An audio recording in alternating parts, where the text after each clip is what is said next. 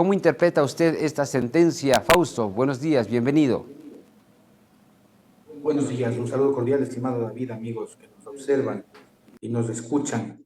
Yo creo que es importante obtener lecturas gruesas de este tema de metástasis, porque no es una cuestión aislada o que está al margen de la gestión político-administrativa del Estado ecuatoriano en todo su conjunto. La primera lectura que observamos, incluso con ya la sentencia, que más adelante se entendería, estaría por apelarse en algunos aspectos y que luego de que el Tribunal Superior o la Corte Superior determine si es que se mantiene o se ratifica esta sentencia, pues digamos que quedarían en firmes. Por lo pronto, esta sentencia nos conduce a algo.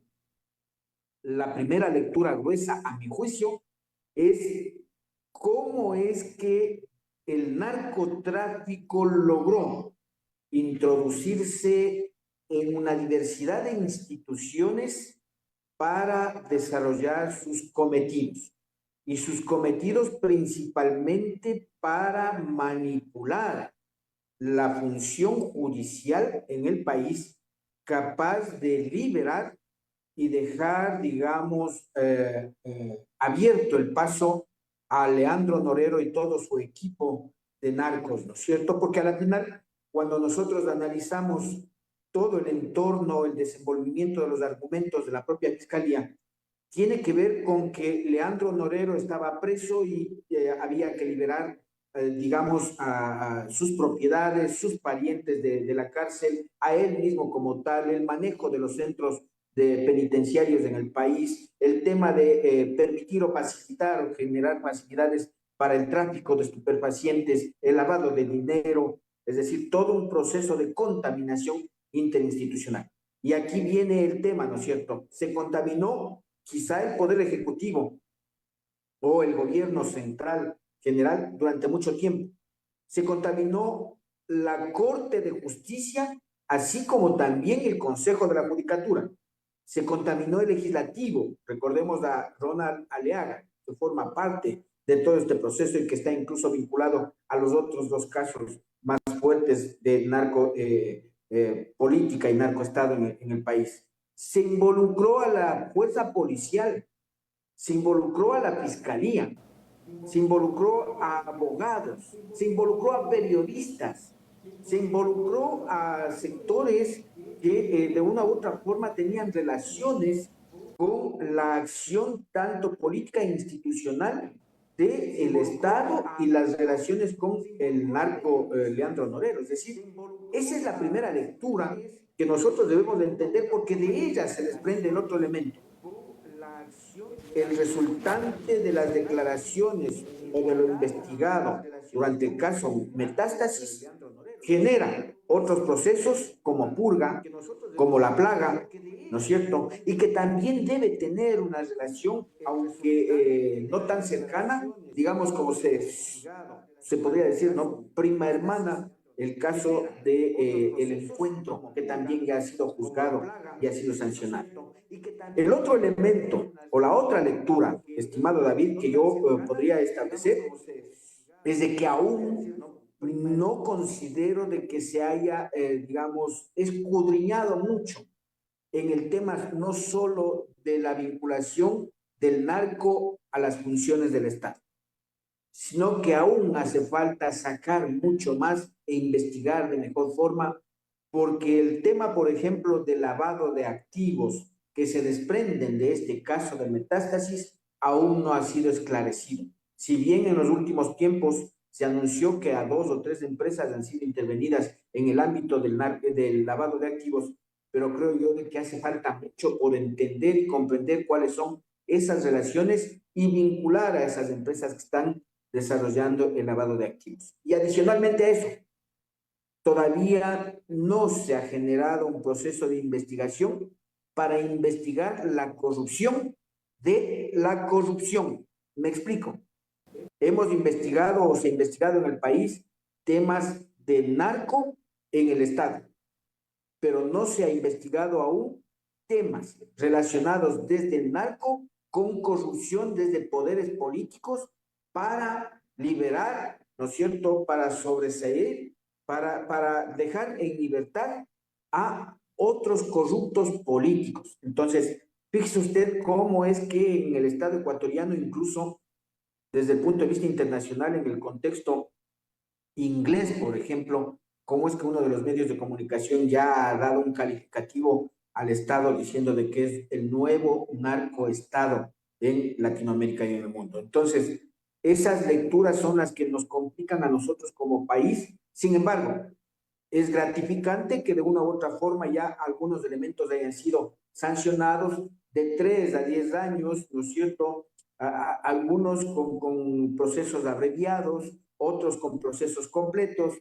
en fin, incluso Mayra Salazar, que es, digamos, una de las importantes puntos de partida de este proceso y de otros casos, ha sido sentenciada y posiblemente en los próximos meses ya sale en libertad, es decir, pero de alguna manera, digamos, se genera un proceso de justicia, aunque no completa en particular, pienso yo. Ahora, Fausto, para llegar a este punto hay que, si bien es cierto, lo que estamos relatando es algo realmente que no nos cabe en la cabeza, como la justicia, la administración de las entidades, de las instituciones, de las más altas esferas. Para que Norero haya establecido esta red, toda esta red de narcotráfico, lavado, corrupción, penetración en las instituciones del Estado, no es que pasaron ni siquiera 5 años. Esto viene desde la época del correísmo. Recuerde, Ronnie Aliaga, usted ya lo mencionaba, es ex asambleísta, ex miembro de un grupo delictivo en ese entonces, los Latin King, que no sé si todavía llamarlos así, pero él orgullosamente decía que era un Latin King y era el asambleísta del correísmo. Desde esa época ya se escuchaba muy, pero muy fuerte la penetración del narcotráfico en el Estado. En la época del correísmo se establecieron algunas investigaciones que no prosperaron, obviamente, pero que ahora mire a dónde van a dar. Estimado David, yo creo que incluso deberíamos retrotraernos un poco más a los años 90, cuando, no sé si recuerda usted, y el país existía una estructura inicial, aunque no tan grande, pero inicial, que estaba vinculada a un banco que se lo conocía como Bancomex y que incluso de un proceso de investigación, de fiscalización desde la Asamblea, en ese tiempo Congreso Nacional, fue asesinado Jaime Hurtado González. Y entonces se habla de que esos son los principios de la acción de intervención del narcotráfico, tanto en el sistema económico productivo a través de las financieras para el lavado de activos, como el tema de introducción o penetración a la política del Estado ecuatoriano, porque recordemos de que existía una estrecha relación entre Bancomex y el principal, que ya falleció también, con el tema del gobierno de Yamil Maguad. Entonces, fíjese usted cómo ya se daban los primeros pasos en esos tiempos de vínculos del narcotráfico ya en el entorno político institucional del Estado. Obviamente, que al parecer en la década de la Revolución Ciudadana habría existido la infiltración más directa en torno a figuras, digamos, o elementos particulares y ahora ya identificados en torno al tema del narcotráfico. Se ha acusado al señor Ronnie Aliaga, ¿no es cierto? Una figura distintiva de uno de los grupos que, entre comillas, fue pacificado dentro del país por la Revolución Ciudadana y el gobierno de Rafael Correa, pero que al parecer tendría vínculos fuertes con la dependencia del narcotraficante asesinado Leandro Norero y con otros, ¿no es cierto?, narcotraficantes. Dicho de tanto los chats como de las declaraciones de algunos funcionarios y los, digamos, seudónimos que se utilizaban en esos procesos comunicativos. Pero también existen otros elementos que podrían argumentarse en función de que en la década de la Revolución Ciudadana existió, digamos, esta confabulación. Recordamos las maletas, las valijas, se decía diplomáticas, es un elemento, un caso, ¿no es cierto? ¿Cómo es que también se actuó en función de frontera? ¿Cómo es que se generó, incluso se dice, pasos o vías de libre acceso para el narcotráfico desde Colombia hacia las costas ecuatorianas para que puedan comercializar internacionalmente? Se ha hablado también de vínculos o el manejo de la composición de la función judicial en ese entonces, ¿no es cierto?, de la reestructuración que se ha hablado también de la reforma a las leyes, ¿no es cierto?, y cómo incluso es que se estableció esto de las tablas de consumo, etcétera, etcétera, es decir, varios elementos o argumentos que abonan a señalar que si bien es cierto existía antes del 2008 una incorporación o una penetración incipiente del narcotráfico en la política institucional en el Estado ecuatoriano, pero que a partir del 2008 en adelante, y creo yo hasta la presente, existe una penetración fuerte.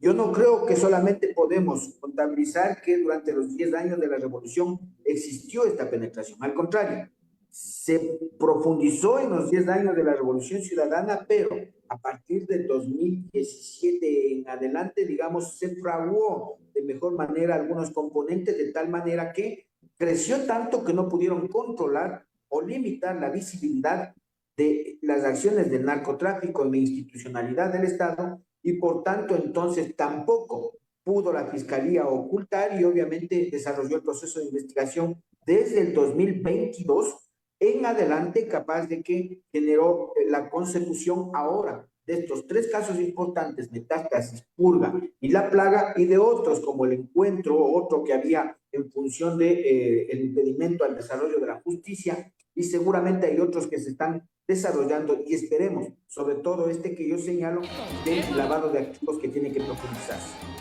De hecho, es así y deberá ser así porque la Corte ya ha anunciado que va a entregar esta sentencia del caso Metástasis a la Fiscalía para que a su vez realice una ampliación de la investigación y de con otros posibles procesados que podrían tener relación dentro de este caso. Pero yo le pregunto, en el caso de la base de Manta, por ejemplo, desde el del desmantelamiento de los organismos de inteligencia que se dio en el correísmo. Eso nos lleva a pensar también que pudo algo influir eso en el fortalecimiento de estos grupos narcodelictivos en el país, o al menos ayudó, allanó el camino para que estos realicen o tengan una vía mayor, una vía libre mayor. Mire, yo tengo dos criterios sobre el tema de la base de mando, ¿cierto? El primero es de que en Colombia existen por más de 30 años bases militares extranjeras, pero Colombia incluso se constituyó un país referente dentro de los carteles de Latinoamérica y el mundo. Entonces, como que no es coherente decir de que una base militar extranjera va a contribuir a superar los problemas de narcotráfico y más aún de penetración de, el narco en las instituciones del Estado. Ese es un elemento. El otro elemento es que sí, yo creo que evidentemente sí es que, aunque no es el elemento único y fundamental para combatir el narcotráfico, pero la presencia militar, no solo en el caso ecuatoriano, sino en cualquier parte, reduce o limita la posibilidad de que grupos de delincuencia criminal, no necesariamente solo de narcotráfico, puedan asentarse y crecer en los estados, ¿no es cierto? En el momento en que se sacó la base de Manta, obviamente que, digamos, por la inexperiencia del control del Estado ecuatoriano al tema de combatir el narcotráfico, los grupos delincuenciales crecieron, mejoraron su estructura organizativa en el país. Recordemos de que en primera instancia se hablaba de los Latin King, algunos descendientes de los carteles norteamericanos, pero a la final resulta que colombianos, perdón, pero a la final resulta que tuvimos, digamos, brigadas de extensiones, si caben los términos, de los grupos delincuenciales mexicanos, ¿no es cierto?, de Jalisco, Nueva Generación, ¿no es cierto? Imagínese usted lo que significa contar con varios sectores o segmentos, lobos, choneros, tiguerones, etcétera, y todos ellos confabulados en función, primero, de combatir al Estado y segundo, de combatirse entre ellos por ocupar los espacios o las vías de narcotráfico. Es decir, aquí debemos ser claros, una base militar no determina el crecimiento o aumento de grupos delincuenciales. Sin embargo, sí influye o su ausencia limita a que el Estado pueda controlar sobremanera cuando no tiene experiencia a estos grupos delincuenciales. Lo dijimos al inicio de la entrevista y quisiera profundizar en la parte final de esta entrevista, esto que es un dato que el día de hoy dará mucho que hablar seguramente al país. Apenas ayer se pudo conocer que un análisis de la revista 1843 de la revista The Economist destacó ya al Ecuador como un narcoestado en América Latina. Esto como una forma de destacar la violencia y las redes criminales que han erosionado la estabilidad de Ecuador y el poco accionar del Estado para controlarlas, disolverlas o atacarlas. Esta declaratoria de narcoestado, ¿cómo nos deja al país?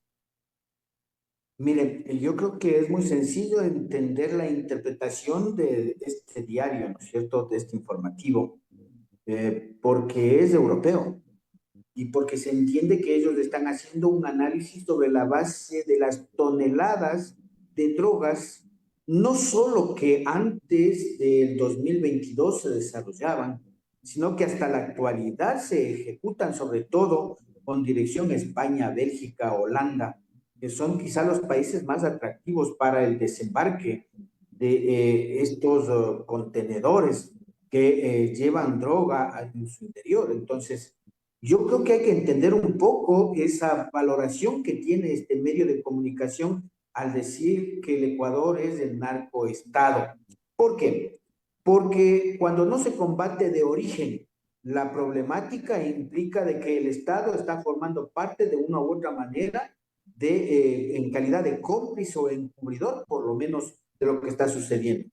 ¿De dónde se producen los embarques de la droga? Se producen en las aduanas o en los puertos del Ecuador, pues, en los mares, ¿no es cierto? En Manta, en Salinas o Santa Elena, ¿no es cierto? En Guayas y principalmente en Manabí, que es donde están los más importantes puertos y desde donde incluso se ha localizado algunas toneladas de droga. Entonces, yo creo que de una u otra forma, quien debe responder a ese ataque en el contexto internacional o a ese término, a esa denominación de narcoestado, es el gobierno. Y el gobierno ha dicho que tiene un plan que está combatiendo, etcétera, etcétera, pero no se ha logrado reducir este contrabando de narcóticos a través de fuentes reales que se oficializan en los puertos. Y los puertos tienen control de las aduanas y también entendería control de las instituciones de inteligencia del Estado ecuatoriano.